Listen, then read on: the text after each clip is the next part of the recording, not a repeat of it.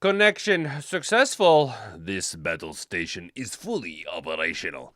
Do it. Good morning, everybody. How you doing? It is, of course, 3:30, the big 2-6, March 30th, 2026. And a rootin' tootin' happy do for you guys. It's Holy Week. Let's get after it. We got news for the Detroit Lions. As you guys know, there's not a whole lot. We are off season. This is, I jokingly said that the first week there between the Super Bowl and the start of free agency is the longest part of the offseason.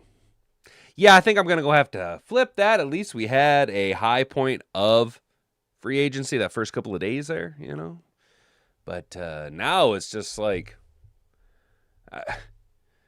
when is the end going to be? I need some draft in my life. Shout out the UFL yesterday. Not a good product. But, I need some football in my life, and the draft is right around the corner. So to get you guys there, we have news from the Detroit Lions. Taylor Decker, of course, you guys know Taylor Decker, and the drama that was around Taylor Drama Decker. Big O TDD, Big O Titty. Taylor Decker, Big O Titty. Taylor Drama Decker. I like that titty. We're going to just call him Taylor Titty. Taylor Decker details a rift with Detroit Lions after failed communication. Former Detroit Lions left tackle Taylor Titty Decker detailed a lack of communication that led to his release request. Jeremy Reisman, a couple of days ago, had this article for us from the Pride of Detroit. Of course, it has been the weekend, so we are catching up on all the news and notes from around, obviously, the NFL, but most of the Detroit Lions here. As we get closer to the draft, you guys, we'll talk about the Lions 7-round mock draft post-free agency edition. All right, now it's, with free agency kind of wrapped up here, we got a little bit more of a, zeroed in what we can kind of be expecting, what we can kind of be looking for, at least a little bit clearer of waters as we try to get through, all of our, trying to figure out what Brad Holmes is going to do, right? We're just trying to speculate here. Obviously, with this article, I have a prospect spotlight for you.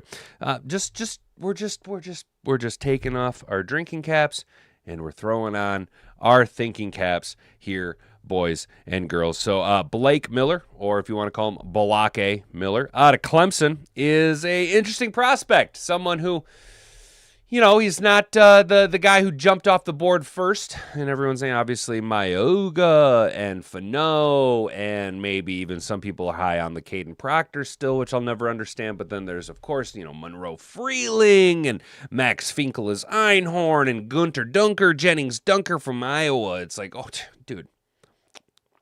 There's a lot of different directions, especially when we're sitting at 17. But we'll take a look. Of course, you've seen him on the thumbnail. On our thumbnail guy, Balake Miller, out of Clemson.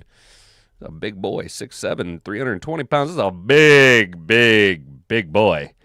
And then, of course, it's the last 5-round mock draft of the year, you guys. This is, we said once we get into April, we will be doing the full 7-rounder. But today will be our final. Obviously, I'm just making sure that we put our Twitter post up with the Rumble link there. Been having some issues. Don't understand what's going on with the tech side of things here, guys. Sorry while we Luddite our way through everything. I don't know. Have you guys been having issues over on YouTube?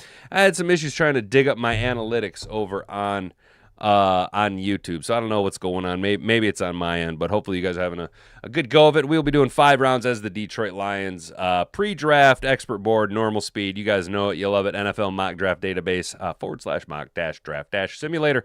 Kind of like them. It's a free alternative. Check them out. Give it a whirl. This is not a paid advertisement. Brought to you by Carl's Jr. Anyway, so I, of course, am Hat and Beard. You guys, of course, are Mad Hatter Nation. We are live across 3 platforms right now. We are live on YouTube. Of course, we're live on YouTube. We're down. We're kicking. Hey, Kick. Yo, Kick's got me in the double digits of followers, you guys. Hey, Kick. Yo.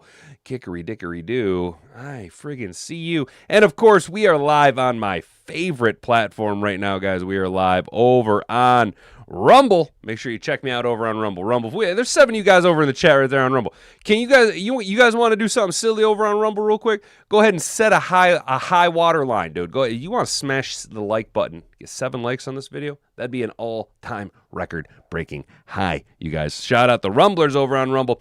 But guys, make sure that you subscribed.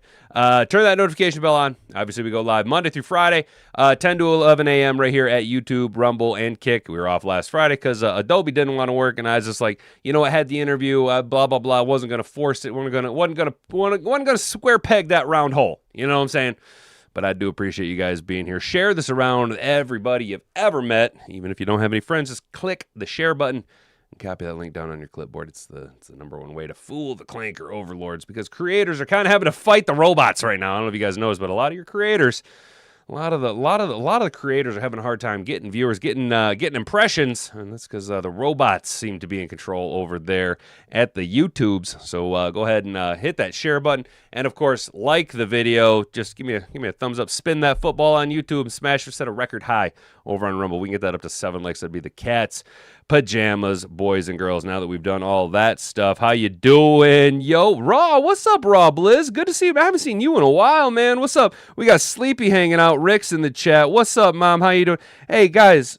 All right. Yo, what is this? Hey, Sleepy, Rick, do you guys have, like, weird symbols next to your...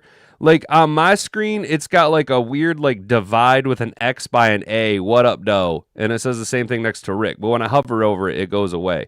I don't know, man. It's weird. How you doing? My mom's hanging out. Taylor, Upper Decker, your franchise. Egg, yeah, dude. And what's hilarious is, like, you see that Ben Johnson reached out to OTD there, Taylor Titty Decker, about as a friend. Not about working for him, but as a not. He's like, hey, you can come be a friend. I don't think we go O-line in round 1 or 2. All right, Raw, that's fair, dude. I see us going a DB and linebacker round 1 and 2. You know, hey, there is a faction of you guys, Raw, and that's totally fair. There is a faction of you guys who are really high on that. I think it's Jacob Rodriguez out of what is it, Texas Tech, and you know we'll get there. We'll peruse, and that's fine, dude. I understand. I understand the thought process there. I really do. I see it. I get it. Not my cup of tea. But the second round's where things get kind of goofy, and by what we've seen in the mocks, dude, if we don't grab a D end in rounds 1 or 2, well, you better hope that Peyton Turner and DJ Wanham are going to be your thunder and lightning there opposite Aiden Hutchinson. Thank you for sharing the link, Brandy. I really appreciate that. She's got me shared over there on kick.com. I think we go D-end 1 or 2. Hell yeah, Sleepy's with you. Yeah, that's what's up, dude. D-end is not a priority for how our team is built. I agree with you, Raw. It's not. Not with the people that we brought in-house. I just am tired. I like Keldrick Folk. I'm tired of having the defensive end conversation. So I would just like to shut everyone up. What's up, Saskatoon? How you doing, man? Goddamn Iranian robots. Yeah, dude, that's what I was wondering, too. I was like, Iran's they messing with our internets, dude. You know what I'm saying? Gotta give me that Starlink, dude. And the only way I can get that Starlink, well, I got to pay the dollar reduced for that Starlink. The way I can do that is thanks to viewers like you. So go ahead and subscribe to this channel. If we get them numbers up, get them dollar reduced up. You guys, we made 42 cents. Last little month here on Rumble. So I appreciate that, guys. We are getting there.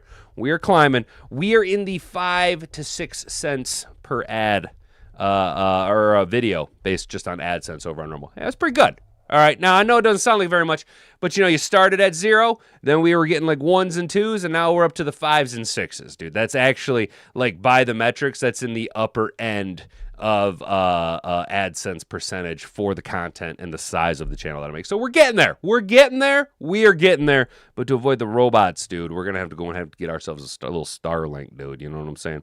Good morning, everybody. What's up, Snake, dude? Good. Snake, you're here every morning, dude. That's what's up, brother. I appreciate that. I put a waving hand on hat. All right, gotcha, dude. So it's like a waving hand or something. Is it? You know what, dude? It's Iran messing with my YouTube.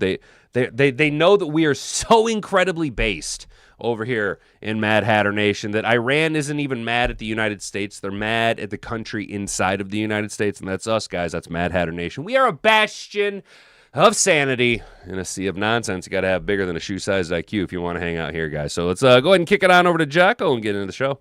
If you can say the word good, guess what? It means you're still alive. It means you're still breathing. And if you're still breathing,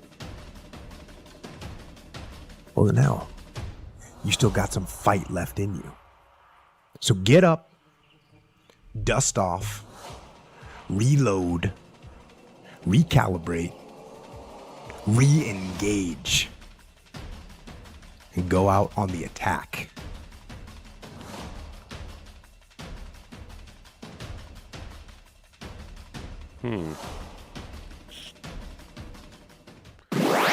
Man, I'm having on my end. I'm having problems with Rumble. Brandy, I see you're over in Rumble on the Rumble chat. Is it working on your guys' end? Because OBS is telling me that it's still trying to reconnect to Rumble. Doesn't appear to be having that I'm able to broadcast on Rumble right now. Looks like we're getting a little bogged down on my end. So if you could just confirm. I don't think you were live. Oh, okay, there you are. Yeah, you're thinking it's something is weird. All right, yeah, Brandy, something's going on with Rumble. It's running ads, but hang on. Let's try something. Let's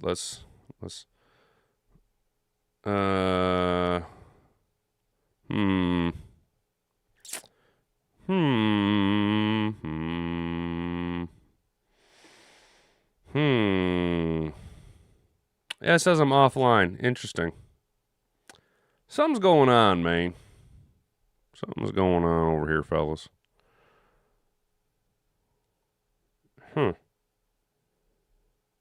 Interesting. Well, it's because we're so fucking base, dude.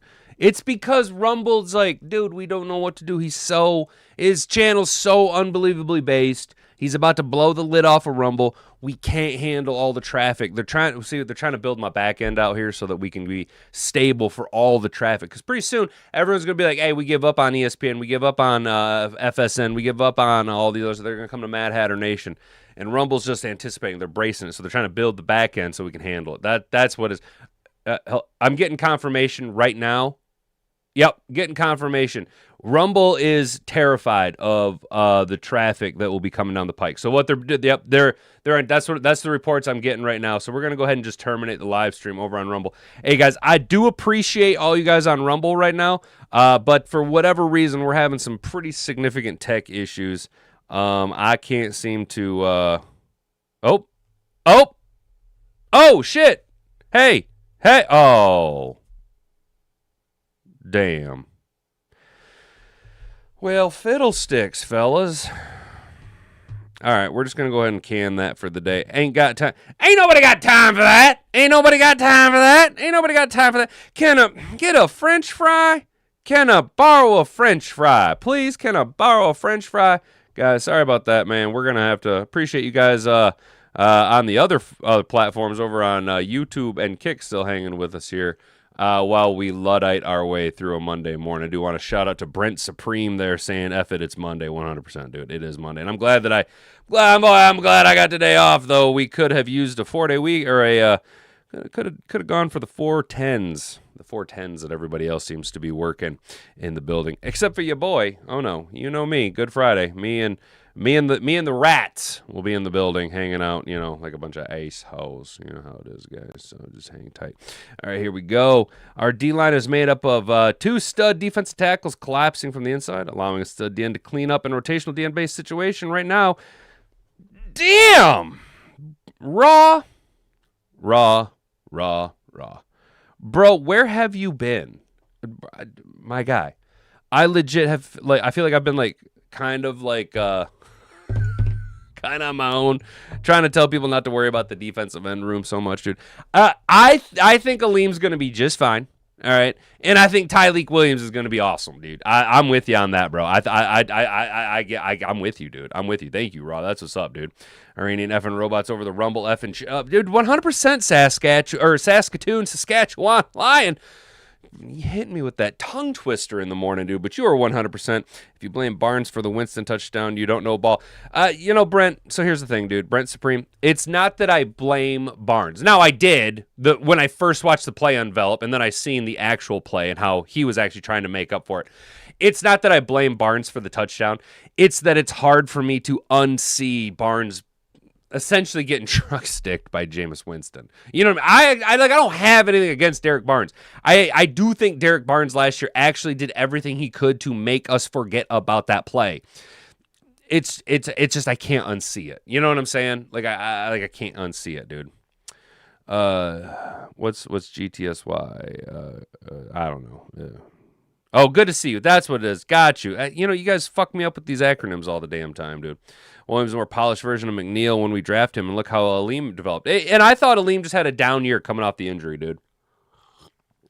I thought Aleem had a down year coming off the injury this last year. I kept saying it, man. I kept trying to tell you guys, Tyreek is really polished, man. He was, like, if you notice one thing he was really good at, and it's not something guys do regularly, not only would he get his hands up in passing lanes, but his hand-eye coordination was that he was tracking the trajectory of the ball and able to swat a lot of passes down. I thought he played really well in his limited exposure. The hard part he had was being a rookie trying to outperform DJ Reader and an ascending Roy Lopez. It wasn't so much that, like, Tyreek was needed. It's that we needed what DJ and Roy Lopez did more so because we couldn't stop the run for whatever damn reason. You know what I'm saying?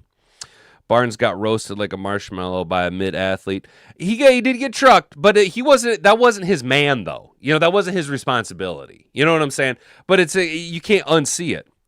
Tyreek is a force to be reckoned with. You guys see it then. All right, so you guys are starting to come around on Tyreek now, huh? You guys are starting to understand, like, damn, all right. Can I get a French fry? He pretty good. You know what I mean? That boy good. He ain't bad. You know what I mean? He ain't bad. Not great, not terrible. You know what I'm saying? Winston was not Barnes' assignment on the play. I know, dude, and that's what I'm saying. That wasn't his man. It's just, even though it wasn't his fault, it's just something you can't unsee. You know what I'm saying? Like, if you drop something on your toe and you cut your fucking toe off, it wasn't necessarily, like, by your own, like, you didn't deliberately do it, but you can't unsee the bloody nub. You know what I'm saying? Like, like you can't unsee it, you know? I'm a Buckeye fan. Sleepy. I get it, man. I ain't so wild about you Ohio State cats, though, man. But I get it. I understand. I get it, dude. I get it. Come on, camera. Don't do it to me now. I wasn't waving at you, camera. Camera, come on. Camera 1, camera 2, camera 1. There we go. Winston is a good QB, okay athlete. He's tubby. I mean, he can throw the rock. He can throw the rock. I mean, he's not Drew Bledsoe as far as, like, in a lack of athleticism. I mean, he's not Lamar Jackson, though, I like Tyreek. He was a good choice. I agree, Mom. Hell yeah. I'm a Buck U fan, too. Oh, no. You guys are all Ohio State fans. You know what, guys? You want to know something crazy? Check this out. I don't really care about college sports, so I don't really care. I'm an NFL fan. I don't watch the NBA. I don't watch baseball. I don't watch hockey. I don't watch college sports. I don't give a fuck, dude. I watch the NFL. I consume NFL content. That's what I watch, dude. I don't give a fuck, dude. You can be an Ohio State fan. I will just say that the whole "the" is really annoying. But it's on the same par as guys going, "the you." You know what I'm saying? Like, I think that's dorky. It's just. You know what I'm saying? Like, all right, whatever. We can all navel gaze. I get it. Barnes is not ascending. He is what he is. But he's not bad, though. I don't think he's bad by any stretch of the imagination. I think Derek Barnes does have a little bit higher to go before he hits his ceiling. If you look at where he was when he was a rookie, though, he has progressively stacked seasons to get better and better. Is Derek Barnes Lance Briggs? Probably not. If we're expecting Lance or Derek Barnes and Action Jack Campbell to be Brian Urlacher and Lance Briggs 2.0, probably not. Okay, probably not. But I do think Derek Barnes is better than what people think when you say Derek Barnes. I think people's initial read on Derek Barnes is, mid-round draft selection, never really ascended. I do think he plays better and is a better athlete than what people give him credit for. But, the problem is he's not on the field as much as, say, an Alex Anelzone was, or Action Jack Campbell being a first-team All-Pro. You know what I mean? Like, he just gets a little bit outshined. And maybe the system and the position that he's playing doesn't require him to, be all that impressive. I don't know, man. He was coming off injury. He may get a little better. That's what I'm saying. He might get a little bit better, dude. He might climb a little bit. Black Knights for the win. Right on, dude. Is that hockey, Trippy? Is that hockey, dude? Did I get that right? Did I get that? I think the Black Knights are hockey, dude.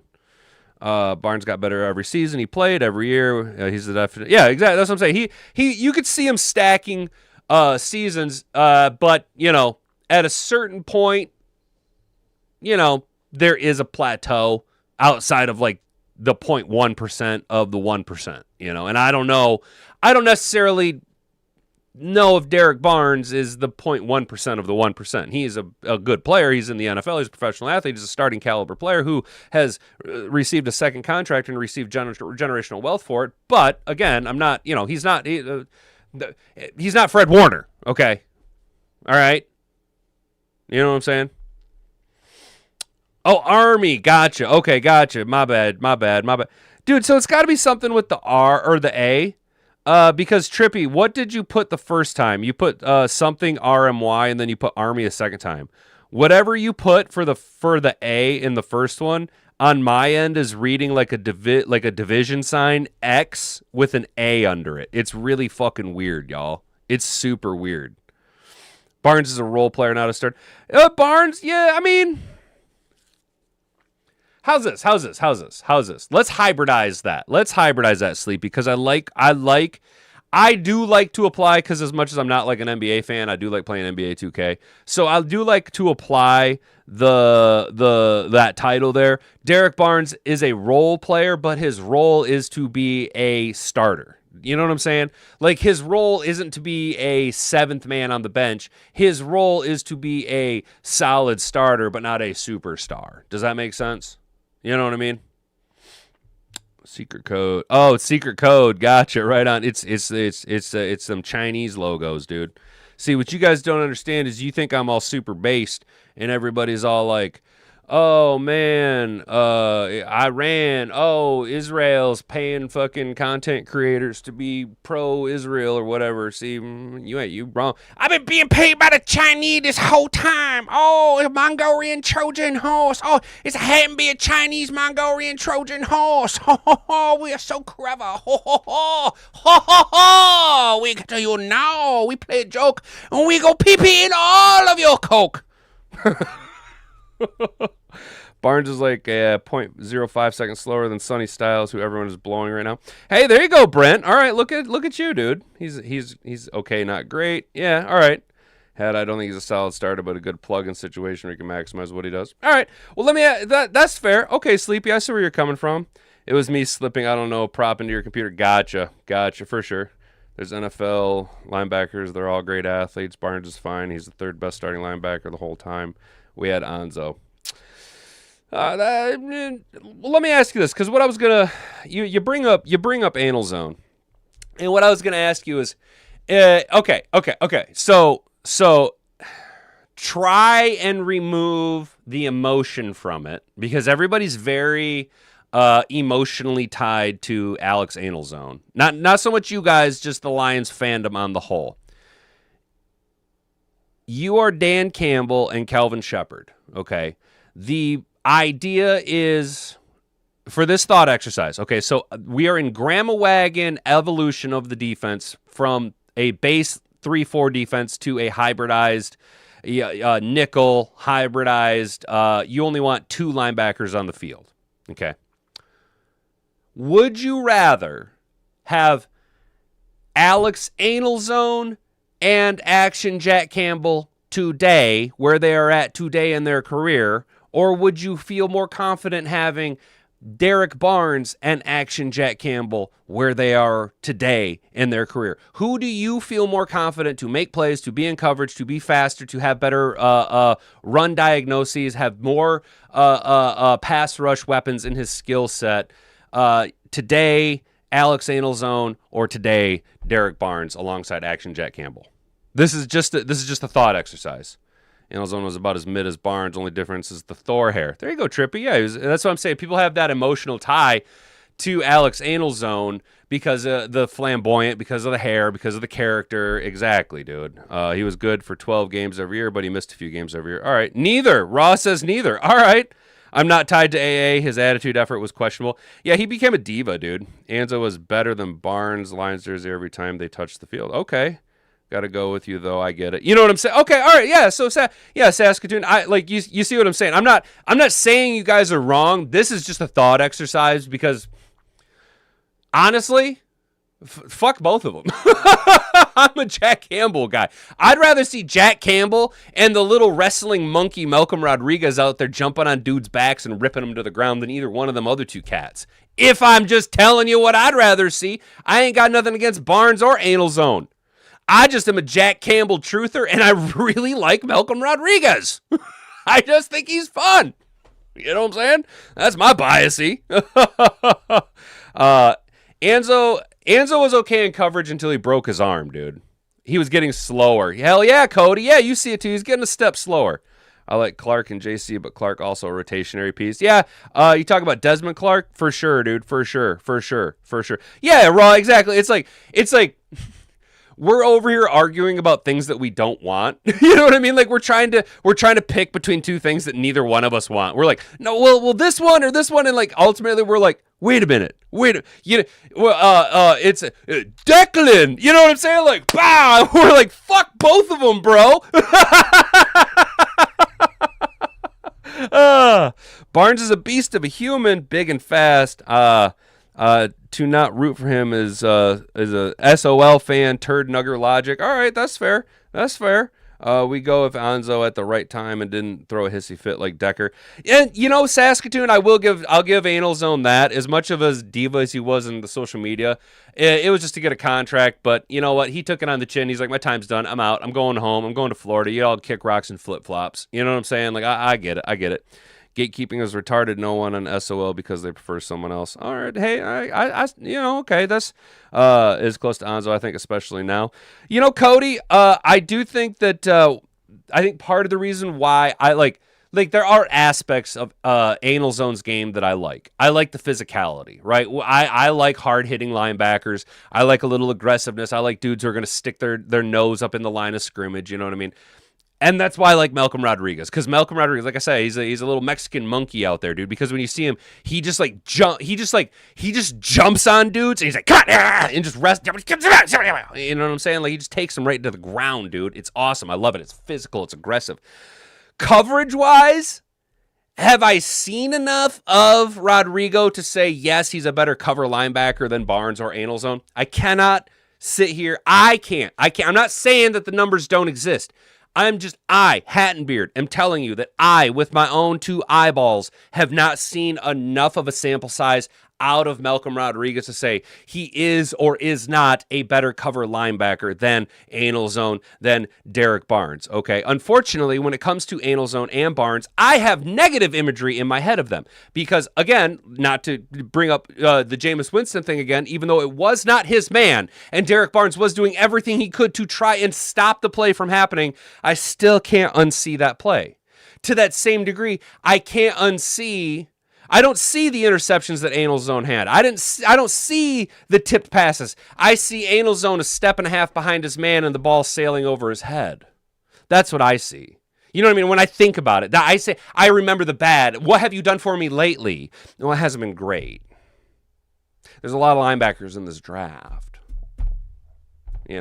Now, to your point, I believe, Brent, you brought up how Derek Barnes is only like a cunt hair slower than Sonny Styles. Sonny Styles bringing the big name, first round pedigree. I get very high on Sonny Styles because I love the idea of him being a hybridized evolutionary step similar to Isaiah Simmons a couple years ago. I think that if you'd seen Isaiah Simmons entering the league now as opposed to then, I think you would see probably a better ascension to a higher floor than he had now, because I think NFL is evolutionizing itself to a point where you need this hybridized linebacker defensive back type player. And it's a matter of the iron being struck now. Now, if coaches can utilize that, that still has yet to be seen. You know what I mean? Do I think that the Lions could do that? Maybe. Do I want Sonny Styles because of what he could bring to the table? Yes. Do I think that the Lions are the best fit for him? No, because I think we have more important things to worry about stopping the run, playing fundamentally sound football on defense, evolving the scheme versus forcing the evolution of the player. I think we need to focus on the fundamentals before we focus on fancy players. Does that make sense? Am I making sense, or am I just talking nonsense, guys? Malcolm Rodriguez is a chupacabra. That's awesome, dude. That's awesome. What's up, Motown? How you doing, brother? Good morning. We have one start at linebacker right now. Rodriguez, Barnes, Clark, all rotationary pieces, and that's fine, dude. Especially if that's the direction that we're going. You know what I mean? No suck guys allowed. They're not smart enough. My point is that Barnes was bigger, stronger, and almost as fast as Styles and as cheap. Yeah, that's fair. That's fair, Brent. And I actually shout out, dude. To be fair, I myself hadn't realized the actual when you actually break down the athletic splits between the two players. Shining a light like that, bringing that type of information to the table is beneficial to me because now I can have more rational understanding of why I shouldn't try and pound the table for Sonny Styles. Does that make sense? You by doing that have armed me to help inform other people more, even though we might get really high on, this fancy piece. You can actually sit there and go, yes, but if you look at the actual player comp, we already have a similar style player. And then you bookend that with what I was saying. Do we really need to focus on evolving this one specialized player when we need to focus on what the team does as a whole? I think it's preparation H here, boys and girls. I think it needs to feel good on the whole. Boy, we got out in the weeds there on that one, guys. Do you want to talk about Taylor Decker, or should we just get into the mock draft? I kind of want to get into the mock draft, guys. Taylor Decker can kick rocks and flip flops. He's a big he's a butthole. Taylor Decker's just here's my thing, dude. Not to sound political, but when you hear the phrase goyim and you look it up, doesn't Taylor Decker just look like the goyim? You know what I'm saying? Just Mr. Goyim himself. What up, Riley? How you doing, brother? We need 2 legit starters at linebacker more than we need a D end. Okay, Raw. Hey, Raw, dude. You know what, dude? I like your takes, dude. I get where you're coming from, bro. And this is kind of the problem that we're in with what Brad Holmes has done in free agency. To the degree of him not bringing in a superstar player at a position outside of Cade Mays, he's brought in players that it's like, yeah, but we don't need to draft a player now. You know what I'm saying? Which is what he does. He brings in all these players that are good enough, be that good or bad. He brings in players that are talented enough that you can start to have legitimately sound arguments to why we don't need to go this direction in the draft, why we should look at this. I get it, brother. I get it, Raw. I appreciate it, man. Redundancy keeps Barnes and bringing Styles. Hell,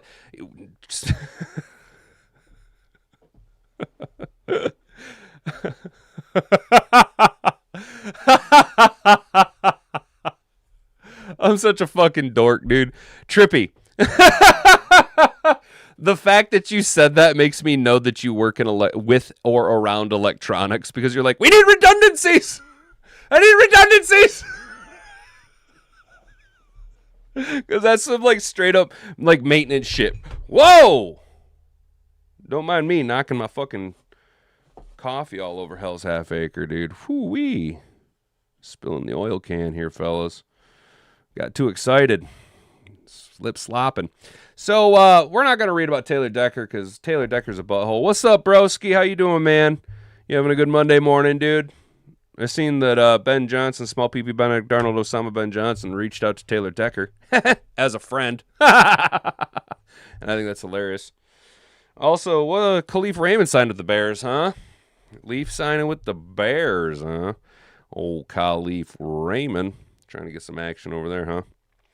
Brad always said free agency is to fill depth. Draft is where you get your starters. And you know what? Damn it. Who said that? Cody. Yes, Cody. And you know what, dude? He proves it time and time again. Yo, what's up, Dave? What's up, David Cadleck? How you doing, man? Decker is done in Detroit. Thanks for the memories. Exactly. It's like, bye, Felicia. You know what I'm saying? Don't call you. I'm sorry, Trippy. It's just so obvious, sometimes. I'm like, oh shit. The fact that you use the word redundant, it's not common vernacular. You know what I mean? Like only very few people would like commonly use the term redundancies.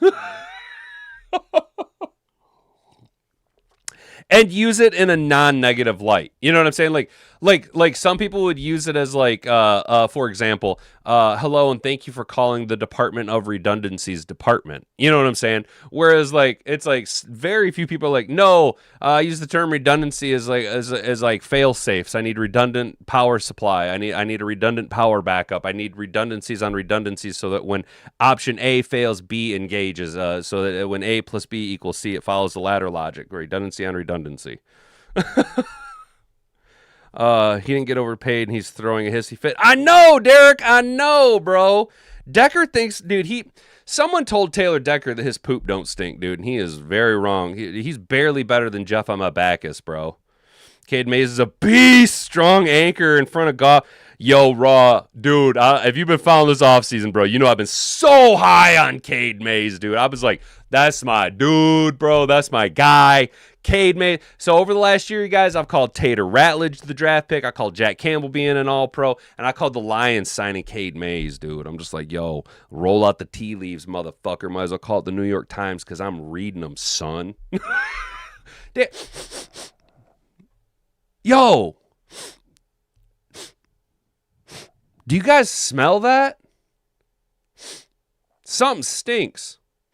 Ha! Must be me. I'm the shit. All right, Rick. Have a good morning, brother. I appreciate you hanging out, dude. Give me backs over Decker, 10 out 10. Motown says I'll take Jeff on my Bacchus over Decker. At this point, dude, I'll take Gosder Cherilus over Taylor Decker, dude. Not hating on him, buds, but I can see his ceiling. No, you're good, man. You're good. You talking about Cade Mays, dude? Nah, man. Mays is the shit, dude. Cade Mays is the shit, bro. He's going to be the next, like, superstar center. All right, so over here at Pride of Detroit, they had a little 7-round mock draft for us post-free agency. And in the first round, they got us taking Balake Miller out of Clemson, right? No, at 17, no less. We'll do a spotlight on him.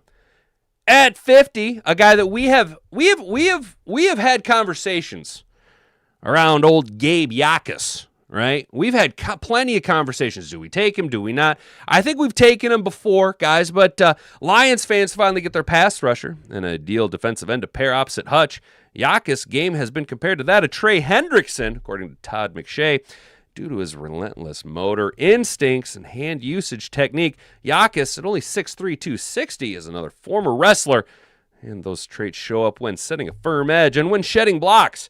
His overall game is power-based, but he has a terrific first step that allows him to leverage blockers. Not a bad idea right there.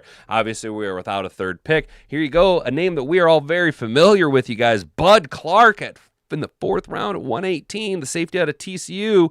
The questionings around Joseph's knee. The addition of Clark would give the Lions long-term insurance at safety, as well as a player who can challenge for multiple starting roles as a rookie.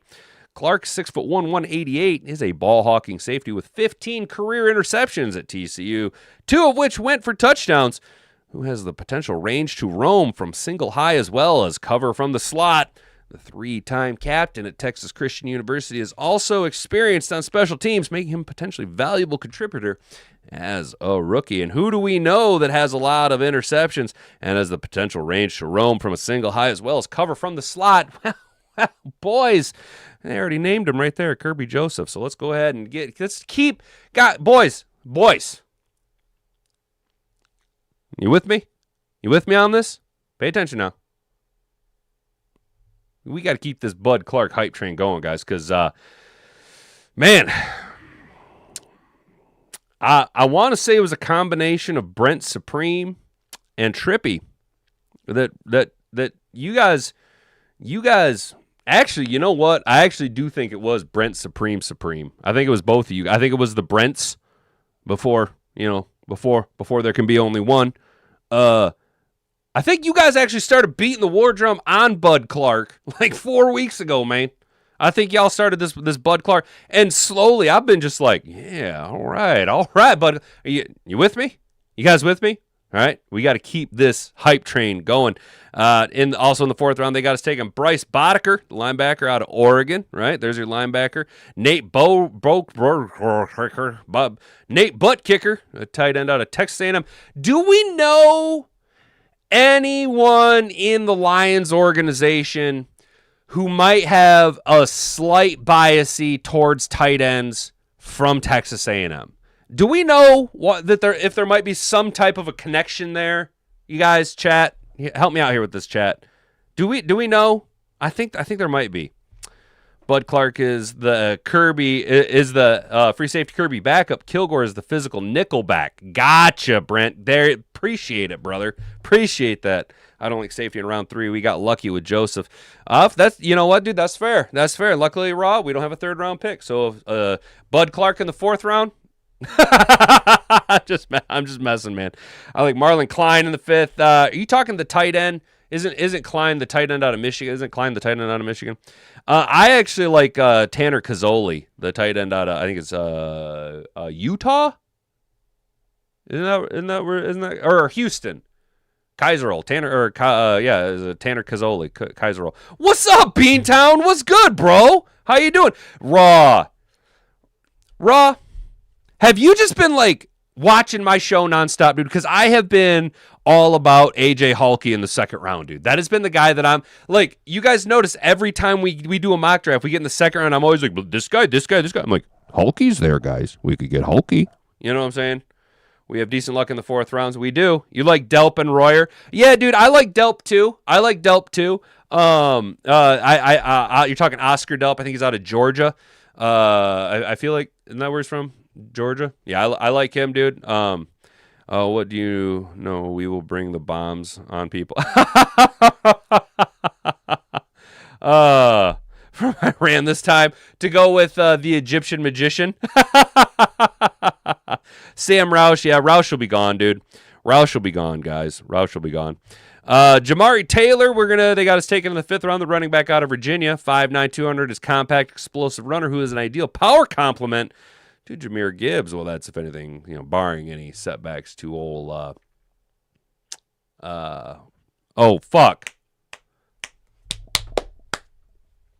Isaiah Pacheco. There you go. I couldn't think of his name. I kept saying poached egg in my head, and I was like, that is not his last name is not poached egg, dumbass.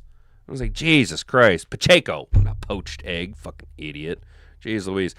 George Gums in the 6th round out of Florida. We've talked about George Gums before. Tyler Odenyeman, also out of Texas A&M. And then there's your guy, Brent Supreme, Jadon Kennedy, the corner out of Oregon. Oregano. Thank you very much, Mr. Oregano. We're going to take another player from your school. So our 1st round pick that they had in that mock draft for us was Blake Miller. All right, you've seen him on the thumbnail. Hit the like button, subscribe to the channel if you liked the thumbnail that I made for you guys there. Little Blake Cato Miller. All right, little Green Hornet for you guys. little Green Hornet action for you guys there. So Blake Miller, 6'7" senior out of Strongville, Ohio, 317 pounds. And there you go, Brent Supreme. I know you're very worried about guys' arm length. Well, he's over that 34-inch arm length that we all desperately need. By a 1/4 inch. There you go. He's got that 34-inch wingspan. What do we know about Blake Miller? Well, he's the ultimate Iron Man at right tackle with 54 career starts. So kind of the absolute inverse to Monroe Freeling, a left tackle with only 16 career starts. Well, you can go the opposite end of it here. He's a little bit farther down on the draft board. I don't really understand why per se, but 54 career starts. He has an unusual lateral quickness and fluidity in space, despite playing too upright. Got to get your ass down, boy. At 6'7", I know you got to get in the yoga studio there. His hands lack accuracy and command in both phases, but he can recover and make blocks with a finisher's mindset. Miller is rarely beaten by rush games, but he has his edges attacked because of his hand issues. He will encounter difficulties at the next level without better pad level. Get your butt down. Core strength and cleaner technique. Yoga. If he tightens up those areas, Miller can become a solid NFL tackle. His strengths are he possesses long arms, big hands, and quick feet. Fluid and accurate working to linebackers on combo blocks. His snap quickness beats defenders' leverage on play, slide, and backside zone blocks. More frame striker than body catcher on angle blocks. Able to pull across formations with timing to land a blow. Spring into pass set with a long initial kick slide. There you go. Get that 6'7" leg sliding out there, bud. You should be able to drop back into the bucket real easily. High awareness to twist games with pitcher catcher timing on pass offs. Feet stay active and slide to mirror rush to the top. Fellas, I'm going to tell you something that old Coach Rarick told us a long time ago. I'm going to need you to go ahead and get on your man. I'm going to need you to move your man 5 yards in between point A and point B. I need you to take 1,000,000 steps. We're taking 1,000,000 steps. And we're taking 1,000,000 steps, fellas. Gentlemen, taking 1,000,000 steps. Let's go. Scrambles to recover thanks to above average agility and showed a strong speed and explosiveness at his pro day. His weaknesses, he's unsteady footwork robs him of contact balance, lunges into contact with upper body instead of well-placed hands, tall pads at 6'7", and average core strength lend to him being tossed off balance by force. Hand usage in both phases is often wild, and slippery on contact, especially if they're wet. Slippery when wet. Inconsistent connection between hands and feet in pass pro. Needs to keep feet closer to the ground, avoid being caught and driven mid-shuffle. Well, what I'm hearing is he's top heavy. The boy is top heavy. That's what I'm hearing. He's got quick feet. He's you know what he is? You know what he is, boys? You know what he is? You know what he is? He's a dancing Dorito. He's a dancing Dorito out there, dude. Triangle like this, dude. He's a dancing Dorito. He's gotta get that ass. Gotta get in this. You gotta ass to grass. I need you squatting. You come into Detroit, son. You come into Detroit. We get you in the weight room by the time training camp kicks, dude. Your boy Blake Miller's squatting 8 wagon wheels. Dude, you gotta get that ass to grass. Let's go, bro. Let's go. Rushers eliminated his outside hand by using basic swipes and wrist control. It wasn't surprising that he played in Clemson's bowl game because he doesn't opt out of anything or miss any games. Has a team-first mindset, AFC regional scout. So he's a dancing Dorito, a little top heavy feller, but you know what? We're not gonna hate on him too hard. Let's get into the mock draft here, guys. We're gonna go ahead and launch this. We're over at NFL Mock Draft database. We are running a little bit behind, so obviously the Lions 5 rounds, normal speed, bullshit. Let's go. We're gonna go ahead and launch it. I think we already know how everything's gonna shake out. The more we do these, the quicker we run them. How we doing, Mad Hatter Nation? Gonna take a little walk through, see how the chat's doing. Gentry is a dog. Good fit for this team. Fair, hell yeah, dude. I like that. Just been super busy. Final details for my wedding 4 months ago. B-Town. That's awesome, bro, dude. That's awesome, dude. That's dope. You're getting married. That's awesome, dude. I love having all the day 3 picks this year. We need to fill out depth roles, stay put, and let players fall. Hell yeah, Brent. You know what? I think we're just gonna stay pretty pat today. We don't know. We might see what's available. I can already see that Philly is trying to trade with us as always. Has elite change of direction skills at his size that makes up for his speed. Right on. If Freeling or Fano is available at 17, I'd trade down Carolina's spot to see if we can get their 3rd rounder. The 18 Vikings or the 19 Panthers are not projected to draft an O-line. Art Vanderlei, I'd like to say good morning. First and foremost, I'm just going to pin your comment real quick because I want to keep it up here where I can see it. Because I want to reference it, dude. I want to reference that. Hard to pass, too much of a project. Fair enough. All right, so the Eagles want to come dancing. Jacksonville can kick rocks and flip-flops. The Rams can fuck off. Yeah, everyone can fuck off. Oh. You guys know me. I like trading with the Chargers. Who's available? Well, shit, Freeling's there. All right, so we went Mendoza, Reese, Mayauga at 3. No shit. Then Love all the way up at 4. Styles at 5. Fano at 6. Tyson at 7. Bailey down to 8. Delaney climbs to the top 10 and gets in at 9. Then Downs, McCoy, Terrell. Both the corners going in the first round from oh, wait, no, that's Tennessee and Clemson. I thought it was Tennessee and Tennessee. My bad. Then Lemon, Reuben Bain Jr. falls all the way to 14 to Baltimore. Oh, that's terrifying. Tate, and then Boston. Here the Lions are at 17. Well, would you look at all the guys, all the people. Look at all the wonderful players. Somehow this draft worked out absolutely beyond belief. For us at 17, there's too many people, too many notes. Too many notes. So exactly, too many notes. There's too many notes. There's too many notes. We need to trade out of here. You guys wanted to trade. Let's see. Art, you had said that we needed to trade with Carolina or Minnesota. Okay. All right. Art, let me ask you this. So hard to pass due to Ed. Gentry is a massive man in zone watching QB. Panthers have 1 year patch jobs at left tackle and centers, and the Panthers could absolutely draft. Okay, broski, you're not wrong. Would you be mad if Detroit picked an O-line with their first pick? Beantown, no, I would not, actually. Not at all. Pass on Freeland. CJ Allen. Freeland is one of the best, only player teams might trade up, and only if he falls near our pick. Rumors our teams will try to jump us if he falls to the mid-teens. No shit, Brent. No teams want to trade up this year. I know, Brent. That's the thing. No teams really want to trade. But here's the thing.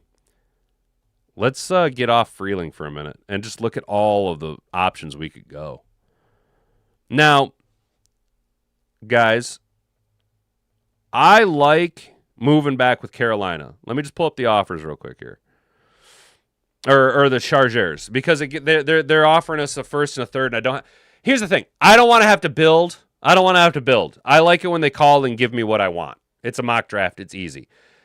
Is this palatable? Are you okay with this? Knowing that everybody is on the board, are you comfortable moving back 5 picks from 17 to 22, picking up also the 86, also the 204? But we're not going to get to that in today's draft. I like going from 17 to 22, grabbing the 86 as well. I think we've done this before. I like it a lot. It kind of meets everything that we are after and trying to do, especially when you look at the board. Freeling, Leone, Falk, Mesnor, Proctor, Lomu, McNeil Warren, TJ Parker, Miller. Everybody's there, dude. Everybody is on the board. You know what I'm saying? There's every direction we could possibly go. I'm comfortable with this. I actually really like this offer. I think it's solid. Freeling ceiling's better than Taylor Decker. I agree. The one thing Brad Holmes guarantees to do is make unpredictable if he does not draft based on mocks or doing anything he's supposed to. You are correct. Oh, shit. You are totally correct, Raw. So here's the thing. I'm going to go ahead and accept this trade because it is pretty close to what we were looking to do based on Art's projection. It ties into with what Brent Supreme has been saying about how if Freeling slides, people will try and trade up for him. So we're kind of meeting some narrative to make it a little bit more top down. I think it makes it a little bit more understandably acceptable. Does that make sense? I think it kind of makes it a little bit more believable in the narrative structure of what we're trying to do here. There we go. Get the camera zoom back out. So we're gonna go ahead and we're gonna dance with the Chargers and slide back to 22. That also puts us back in the third round at 86. And even though we won't get to it, we also grabbed the 204. And we are back on the clock at 22. And the Chargers took hurt foot guy off our hands, took fat Braylon Edwards, Akeem Mesidor, and then Thieneman went to replace Harrison Smith. Sadiq, the tight end, going to Carolina. Okay, there you go. It makes sense. Parker to Dallas. Dallas reloading on defense. And then Freeling went at 21 right in front of us. And we are sitting high and heavy. Shit, boys. So let's go ahead and funnel it down. We can go offensive line or defensive line. Those are the two options I'm giving you. I know you might not like chicken, but we're having chicken for dinner. You can either have it fried or you can have it grilled. Offensive line, defensive line. Chat, what do you want to do? I don't know. Brad passes on Sadiq. Come on, Raw. Come on, man. Have more faith. And second round DTs will fit our needs with the best players. I hate drafting for need, but I would this year. Yeah, Brent Supreme. You know what, brother? That actually sums up. Damn, does that not about sum it up perfectly? You just absolutely hit the nail right on the head with the hammer with that. I normally don't want to take. I hate drafting by need. Drafting by need means that you are needy. Needy teams are generally desperate. Desperate teams are typically bad. Okay? Best player available. You have the best player available, which gives you the best players available to field a team. However, I think you're right.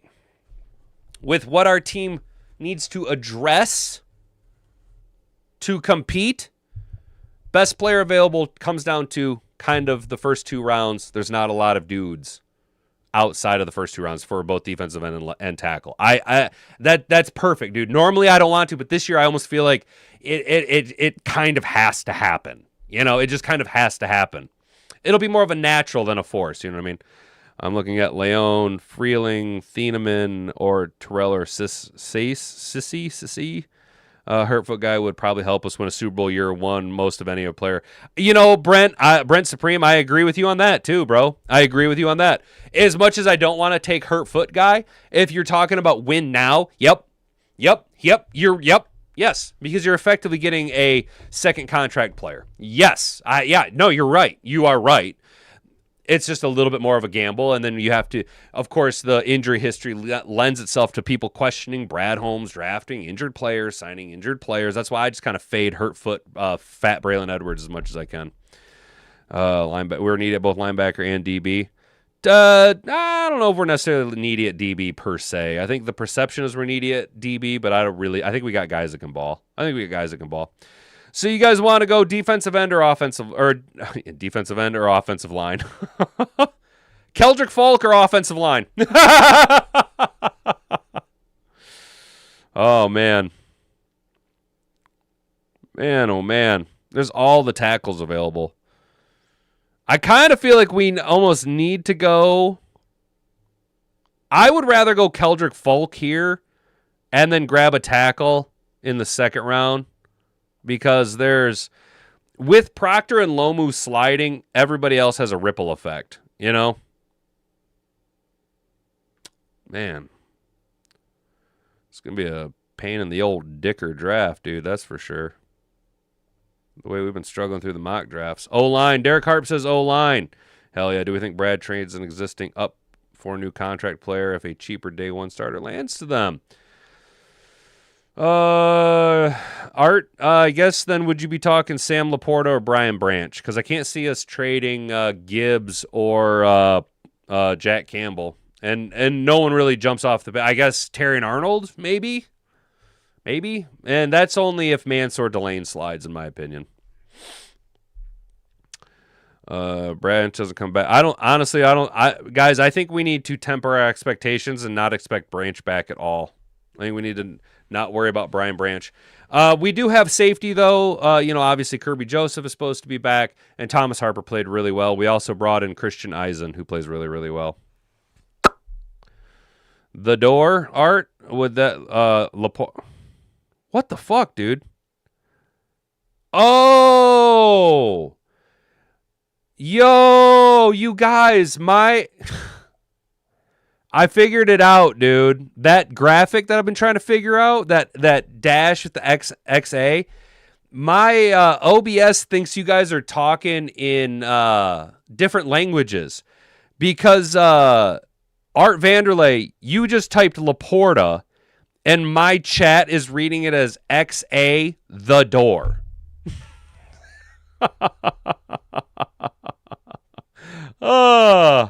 Oh, Kirby has what you think he's got what Todd Gurley had, huh? No shit. Damn, that'd be terrible. I'm gonna hope not, though. Guys, I'm gonna draft Keldrick Falk. Talk me out of it. I don't see any reason not to. The tackles are all sliding.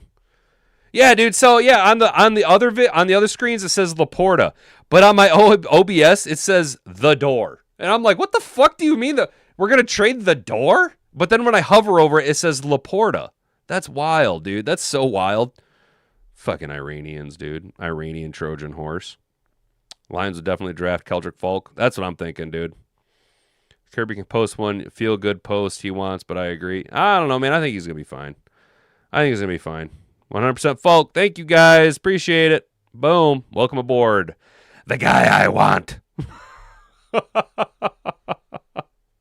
just need a little push. We need free safety and linebacker. We don't need a rotational D-end. He's not. He's going to be the starter. Maybe not year one. But he's going to be replacing Wanham. And Balake Miller's still on the board. Balake Miller is still on the board. Come on, guys. He's gone. And it's gone.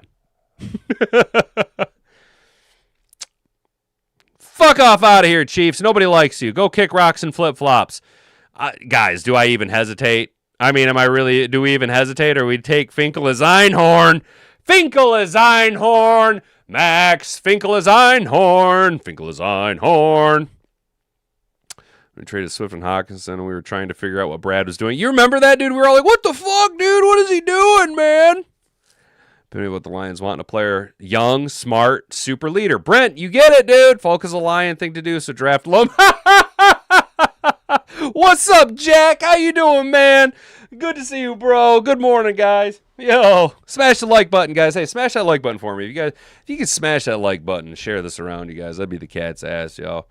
That'd be the cat's ass. Gonna go ahead and remove that so I can see what's going on. Yeah, I agree with you, Brent Supreme. I think Falk is exactly what we're looking for, and kind of with what we were hoping. All right, with the direction of us going with Falk, we knew it was going to be a gamble for tackle. Hello, Max Finkel as Einhorn. Guys, I'm not even going to leave it up to you. I'm sorry. I'm not even leaving it up to you. We're taking Max Finkel as Einhorn at 50. Ta-da!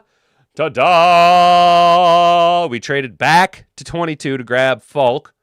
We were able to grab Finkel as Einhorn in the second round.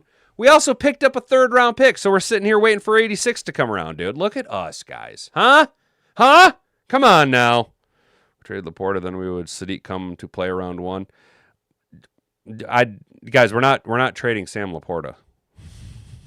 That's like here, guys. Like it's I don't see why we're even going to commit calories to the thought exercise of Laporta being traded. That ain't happening. All right, guys, here we go. 86. Our pick we got from Dipshit Magoo, the Chargers. What are we doing, guys? What do we want to do? Garrett Nussmeier? Sounds good. Kilgore and Clark, huh? Delp, huh? I think Delp's too high. I think third round's too high for. I think if we go tight end, we're going in the fifth round, somewhere around there. Huh? Jake Slaughter, huh?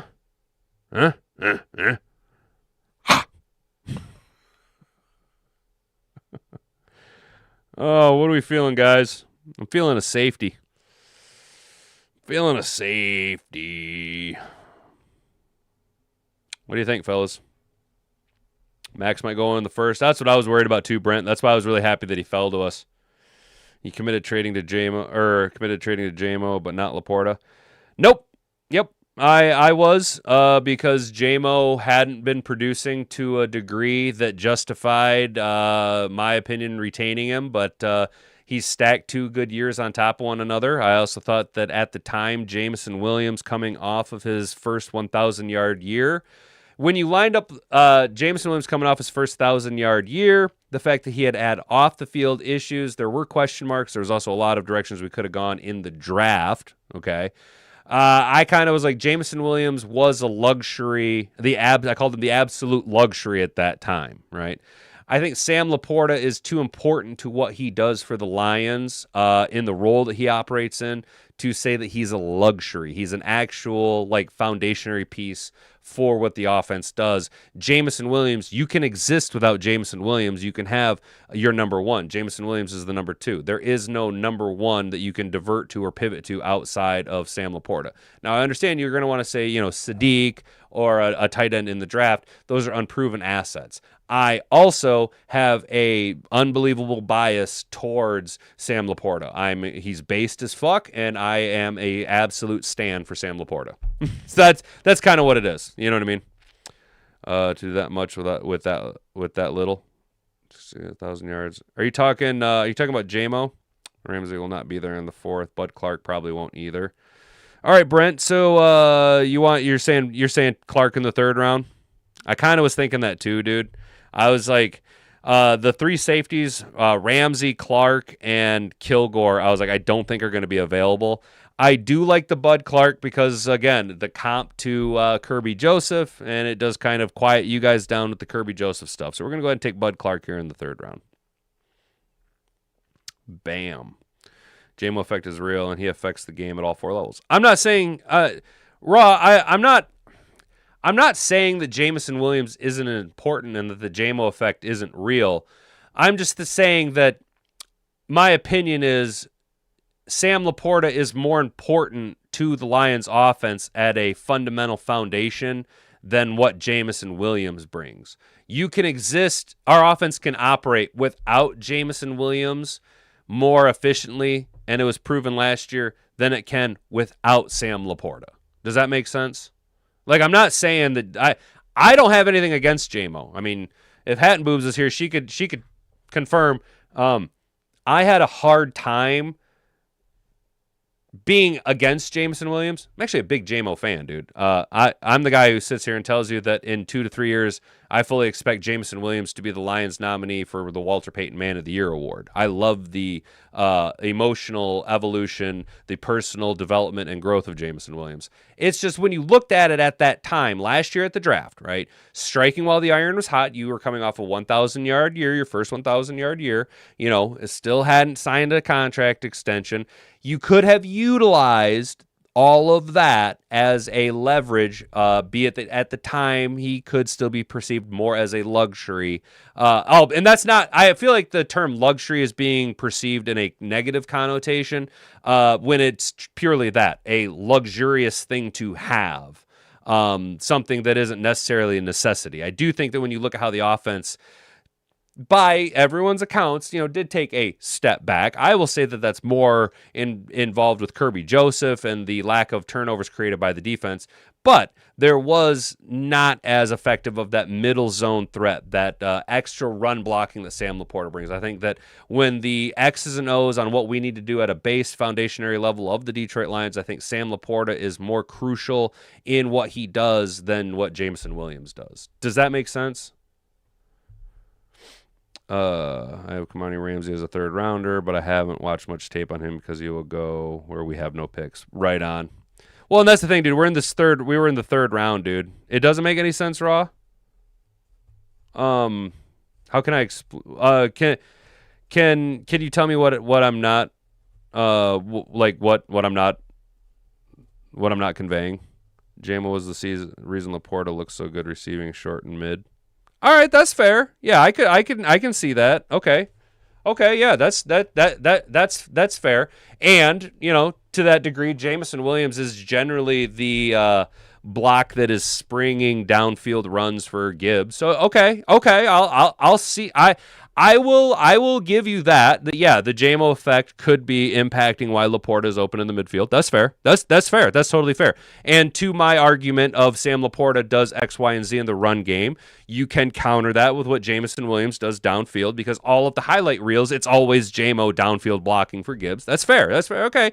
You make a good argument, and you can even take it a step farther. Availability is the best ability. What have you done for me lately? You have 2,000-yard seasons stacked on top of one another with Jameson Williams, whereas Laporta, unfortunately, by no fault of his own, was hurt last year. Okay. All right. I'll give you that. But no, I'm not willing to trade Sam Laporta. How's that? When it really comes down to it, nope. My biases override logic.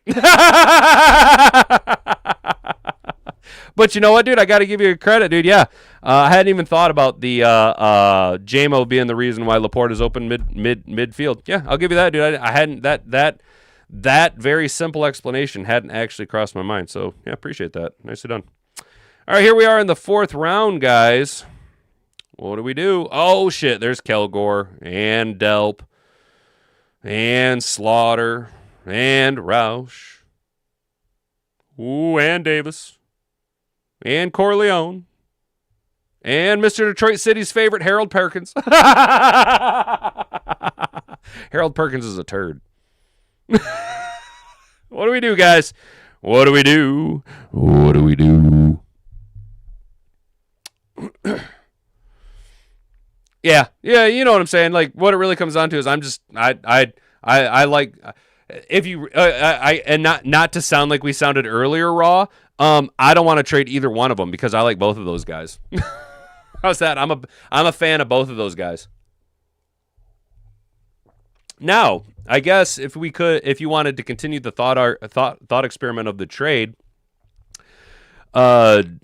you probably would have gotten more last year for JMO than you would get this year for Laporta. Does that make sense? Because you wouldn't have been taking on his contract. Now, Laporta also at the back end of his contract, the production for JMO was ascending, whereas Laporta's has been descending. You know what I mean? So you could have gotten, hypothetically, you probably could have gotten more for JMO this year than you could for Laporta this year, or JMO last year than Laporta this year. But when assholes meet elbows, I'm not willing to trade either one of those guys because I like them both. All right, boys, here we are in the 4th round. Kilgore somehow slid. Delp's still there. What about Jake Slaughter, guys? Huh? Roush? You know? I'm kind of leaning towards Kilgore or Delp. You know what I'm saying? Just because I think Delp is, I think he's too good to be still there. Comes back, he's top 3 tight end of football. Not many well-rounded tight ends are superstar pass catchers as well. All right, Brent, that's fair, dude. I got to go smoke a pile of joints with an old friend. See you tomorrow. Hey, man. Enjoy that, dude. I haven't had flour in like over a year. Well, no, I had a pre-roll not too long ago, but you enjoy them, brother. You have a good time, dude. Say what's up to your buddy from all of us here at Mad Hatter Nation, dude. That's absolutely awesome, bro. That's awesome, guy. That's awesome. So if Kilgore's there, you have to draft him. Yeah, dude, because damn, Jack, that's kind of what I was thinking, dude. You have to take Kilgore because of the Brian Branch situation. So shout out, 100%, dude. 100%. However, the way JMO affects the defense, I will never agree to removing JMO. And if you remember when you were talking about it, I disagreed then too. You know, Raw, I'm pretty sure you did, bro. I'm pretty sure that you were still trying to talk some sense into me there. And I think that at the time I was also very caveating it all with trying to look at it from a business perspective. I have always been a fan of Jameson Williams. It was just like, leverage, trying to strike while the iron is hot. To that degree, I think that the iron isn't as hot on a Laporta, but like Brent said, there's not very many of them out there. Some people might be willing to take an option on them. I'm not willing to trade either one of them, dude. If you see the franchise numbers that I'm piling up, I think I'm in year 8 now with the Lions. I still have Laporta and JMO and Amon-Ra. Yeah, my quarterbacks Will Levis, but you know what, bud? We've thrown back-to-back 5,000-yard years, back-to-back NFL MVPs with Mayo Man, dude. Let's go. All right, so we took Kilgore. We're still here in the 4th round. Do we go tight end? What about Jacoby Lane, huh? What about Jacoby Lane, guys? No JMO slander allowed. Well, here's the thing, man. I like Sleepy. Like I guess I am a little obvious in my kind of objective stances when I defend JMO and Laporta. But I will allow people to, it doesn't hurt to have thought exercises. You know what I'm saying? So, like to Raw's degree, had Raw not brought up the trading Laporta thing, to which I argued, he wouldn't have brought up the very obvious JMO effect. When I'm going, well, Laporta's always there in the open middle of the field and he can block really well. He's like, yes. And Laporta's always open because JMO has the JMO effect. And it's like to all the big runs, it's always JMO. So had he not, even had made that statement, I would not have had this thought, and now we wouldn't have known and realized the reality of it is. And they're both very, very important to the offense. And Hat and Beard is a big fan of both. I like Amon-Ra better than both of them. How's that, though? Oh! And deep down, I really like Isaac Tesla. So I just like our offense, man. I just like our offense. All right, guys, what do you want to do here? You want to go tight end? You guys want to go tight end? Or do you want to go running back? I kind of like Roush. Roush in the 4th. Let's go ahead and grab Sam Roush. Bam. It's a mock draft, and we're running late. We're running over. Trade Laporta, JMO. I would trade Laporta. He's a replaceable scheme, and you can't replace JMO so easily. Jack, so if I were to try and view this from an absolute non-biased opinion,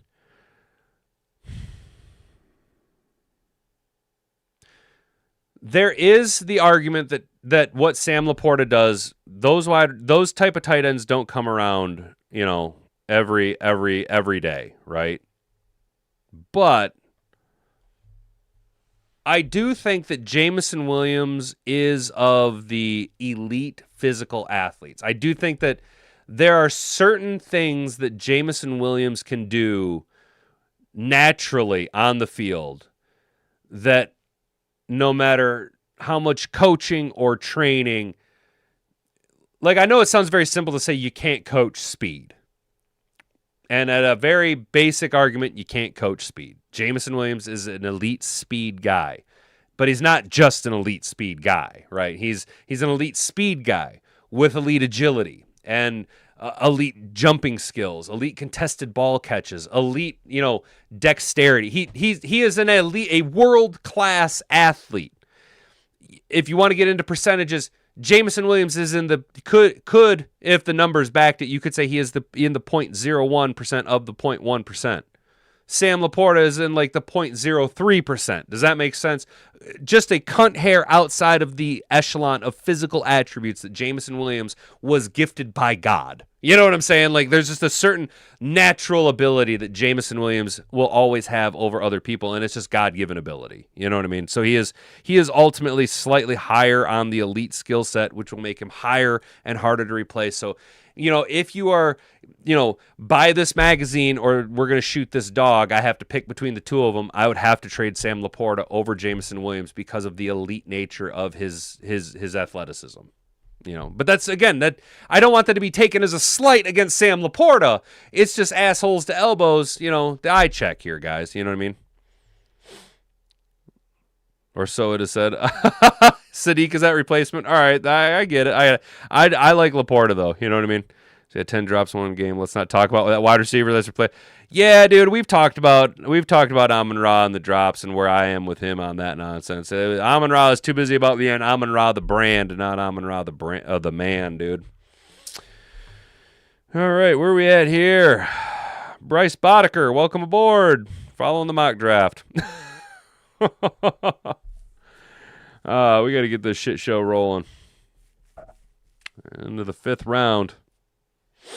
Man, Mondays I always do this because I haven't had I've had Mondays off like the last 3 weeks, so I don't feel a need to get out of here early. If only they paid me by the hour to stream. If only YouTube paid me, period. Unfortunately, our moneymaker had to be shut down for the day. Rumble was giving us all kinds of issues. All right, guys, what are we doing? Rayshon Benny sounds good. Boy, that was easy, huh? A plus. Bud Clark with. They said we reached on our safeties, guys. They say we reached on the safeties, but you know what? Go fuck yourself. How's that? I think we did great. Would you not be mad at this draft? Falk at 22, Finkel as Einhorn at 50, Bud Clark at 86. Kilgore at 118, Roush at 128, Boddicker at 157, and Rayshon Benny at 181. What's there not to like? We got better on both sides of the ball. What's not to like about this, huh? Lions drafting a tight end in the first round. Fuck up out of here. We are not, dude. Get out of here. We cannot be drafting that. Brandy's already writing the script. She says that it's not in there. Please don't draft a tight end in the first round. I hate first round tight ends. I hate drafting a tight end in the first round. There is very, very few times when there is a tight end worth taking in the first round. And there is very, very, very few times. Very few times. You know what I'm saying? Very few times. So hopefully that don't happen, man. Hopefully that don't fucking happen. My God.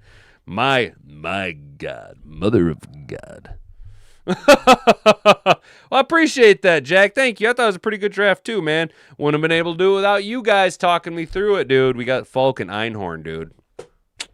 Or Einecker. Finkel was Einhorn. Let's go, boys and girls. Appreciate it.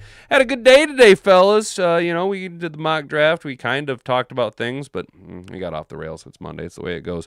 You know, it's squirrel, hi-oh, hee-ha, ho-ho. I've been Hattenbeard. You've been an attentive audience. Guys, have a good rest of your day. Stay out of trouble. Don't do anything I wouldn't do. Until tomorrow, 10 a.m., make sure the notification bell is on, that you hit the like button, and that you subscribe to the channel. We'll catch you tomorrow. Bonga, bonga.